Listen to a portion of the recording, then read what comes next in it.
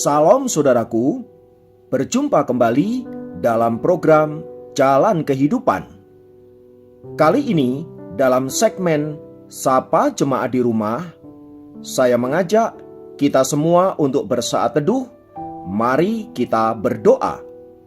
Tuhan, kami bersyukur untuk anugerah-Mu yang luar biasa, dan kami rindu senantiasa berjalan di dalam kehendak dan rencana-Mu. Oleh sebab itu, biarlah firman-Mu yang akan menuntun kami, supaya kami berjalan di dalam trek yang Tuhan telah tetapkan. Berfirmanlah, kami siap diberkati, dalam nama Yesus. Haleluya. Amin. Firman Tuhan kali ini terambil dari Ibrani 13 ayat yang ke-6. Ibrani 13 ayat yang ke-6 berkata, sebab itu dengan yakin kita dapat berkata, Tuhan adalah penolongku, aku tidak akan takut. Apakah yang dapat dilakukan manusia terhadap aku? Saudaraku, Ibrani pasal yang ke-13 ini berisi nasihat yang ditujukan kepada orang-orang percaya agar mereka senantiasa hidup di dalam Tuhan dan senantiasa mengandalkan Tuhan.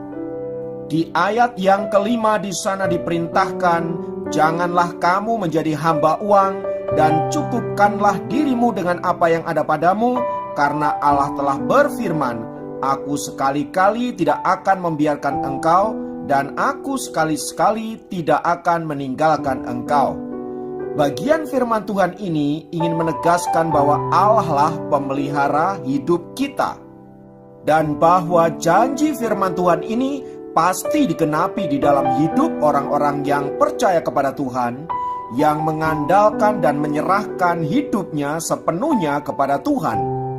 Karena itulah di ayat yang ke-6 tadi berkata, Tuhan adalah penolongku, aku tidak akan takut. Nah, berbicara tentang Tuhan adalah penolongku, seringkali kita memiliki persepsi pertolongan Tuhan itu harus sesuai dengan apa yang kita pikirkan. Dan biasanya kita selalu berpikir bahwa pertolongan Tuhan itu harus sesuatu yang spektakuler. Tapi tahukah Anda saudara-saudara bahwa cara Tuhan kadang sangat sederhana sekali dalam hidup kita. Melalui hal-hal yang kecil, hal-hal yang remeh-temeh dapat dipakai oleh Allah untuk menyatakan kuasanya, untuk menyatakan kelepasannya, bahkan untuk menolong hidup kita. Seperti yang dialami oleh seorang pria Prancis yang bernama Kearney. Kearney suatu kali melakukan tindakan yang menjengkelkan Kaisar Napoleon Bonaparte. Karena hal itu, maka Kearney dimasukkan ke dalam sel bawah tanah. Sejak peristiwa itu, teman-temannya, orang-orang dekat mulai meninggalkan Kearney satu persatu, sehingga dia merasa sendirian dan putus asa di dalam penjara. Dan di tengah keputusasaannya itu, ia mengambil batu dan menuliskan sebuah kalimat di dinding sel penjaranya, tidak seorang pun yang peduli.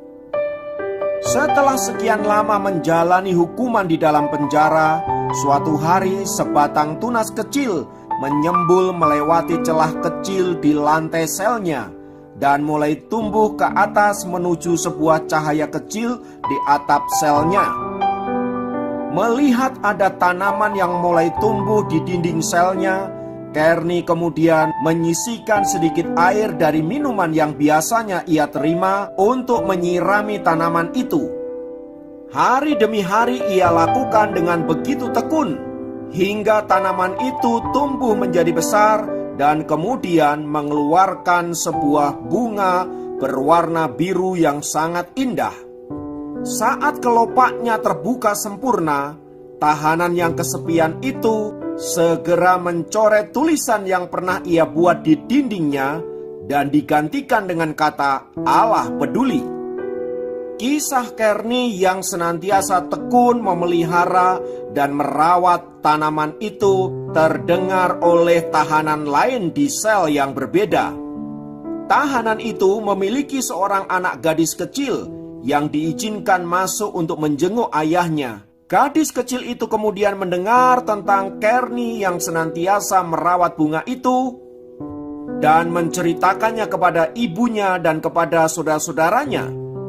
Tak lama sesudah itu, kabar mengenai hal itu tersebar sampai ke telinga permaisuri Josephine yang terkenal ramah itu. Istri Kaisar Bonaparte itu berkomentar, orang yang begitu telaten dan penuh kasih memelihara bunga tidak mungkin orang yang jahat. Lalu ia membujuk sang kaisar untuk membebaskan Kearney. Akhirnya, hati sang kaisar pun luluh oleh bujukan sang permaisuri dan Kearney dibebaskan. Lewat tanaman yang tumbuh di sel dindingnya itu, Kearney belajar satu hal, bahwa Allah yang ia percayai adalah Allah yang peduli. Saudaraku, kisah di atas ingin mengajarkan kita bahwa pertolongan Tuhan seringkali terjadi lewat hal-hal yang kecil dan sederhana.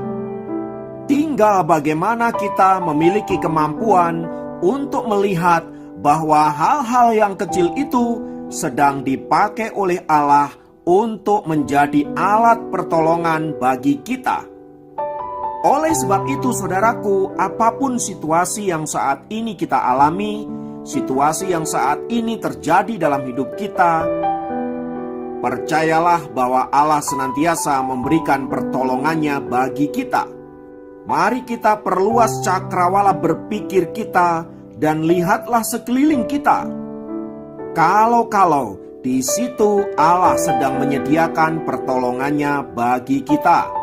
Dengan begitu, seperti surat Ibrani 13 ayat yang ke-6 yang berkata, Tuhan adalah penolongku, aku tidak akan takut, itu benar-benar dapat kita alami di dalam kehidupan kita.